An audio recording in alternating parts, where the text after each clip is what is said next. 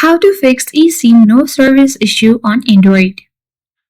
So if you are experiencing no service issue with your eSIM on an Android device, it could be due to network settings, carrier related issues, or even a software glitch. So here is a comprehensive guide to troubleshoot and fix the problem. First of all, restart the device. Hold the power button and then select restart or reboot option. A simple restart can often resolve temporary glitches on a device.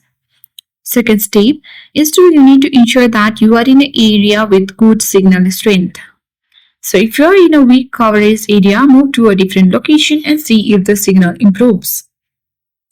The third step is simply you need to toggle the button on and off for the airplane mode. Open settings on a device and here you need to select the mobile network.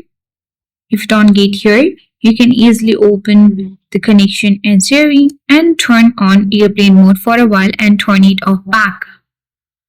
Once you have done that, you need to re-enable this eSIM. For that, you can go to the settings and here tap the mobile network. And here you can easily select the SIM cards or mobile network and then select your eSIM. Then you can disable it. After a few seconds, re-enable the eSIM. If your issue has not been yet resolved, you need to reset the network settings. Tap on search bar and type in reset and then tap on reset network settings. Tap reset network settings and verify your identity by scanning your fingerprint or adding the password and tap reset network settings. This will reset your Wi-Fi, mobile data and Bluetooth settings but won't affect your personal data.